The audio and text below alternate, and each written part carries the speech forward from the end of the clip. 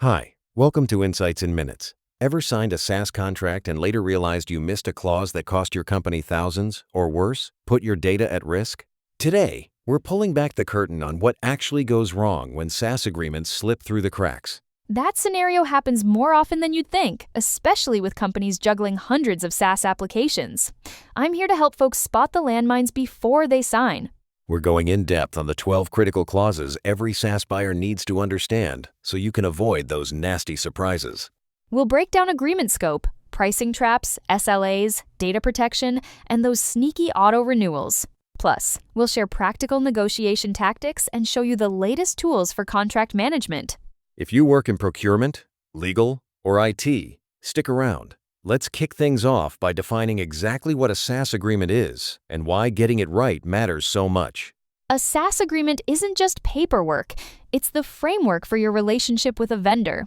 It spells out who gets access, how the software will be used, and what happens if things go sideways. And it's not just about technicalities, right? These agreements protect both sides from misunderstandings, legal disputes, and financial risks. I love that they're basically the foundation of modern business partnerships.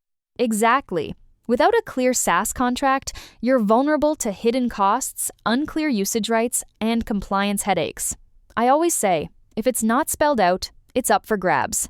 That actually reminds me, SaaS contracts are a lot more dynamic than perpetual software licenses. Should we dig into that difference next?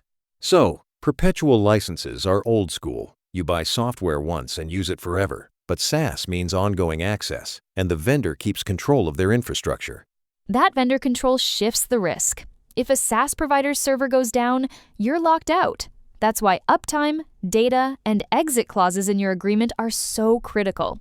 It's almost like renting versus owning a house. With SaaS, you rely on the landlord for plumbing and electricity in this case, for software and data.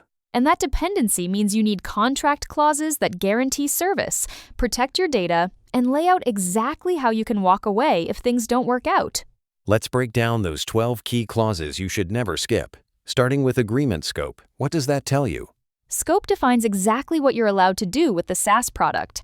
It covers access rights, user limits, and which features you're paying for. Without this, you can end up overpaying or using features you don't have legal rights to. And then there's pricing hidden auto-escalation or auto-renewal clauses often trip people up.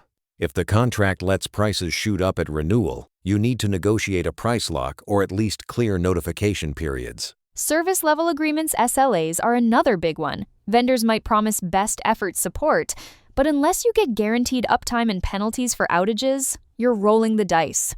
Funny you say that. I've seen contracts where downtime isn't even defined. You need specifics, 99.9% uptime, response times by severity, and credits for failures.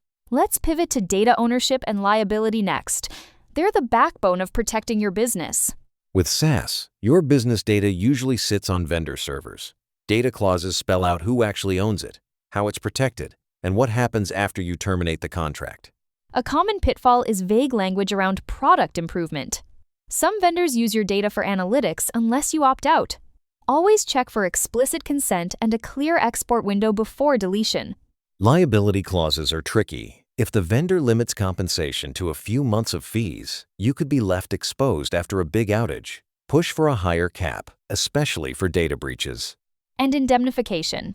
It decides who pays if a third party sues. Watch for one-sided clauses. You want mutual indemnity, so both parties share the risks. Transitioning from risk to routine. What about support, maintenance, and product changes?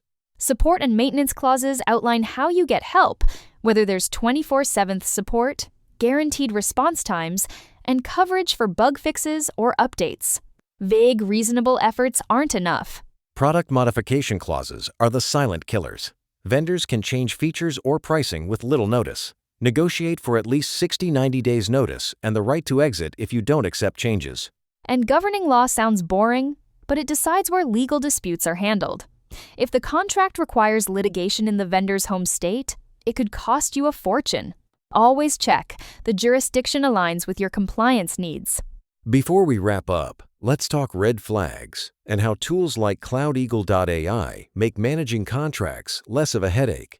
Red flags include short cancellation windows, best efforts SLAs, immediate data deletion, vendor-only termination, and one-sided indemnity. If you see any of these, push back or renegotiate. Platforms like CloudEagle.ai now automate contract tracking, flag risky clauses, and centralize documents for legal, finance, and IT.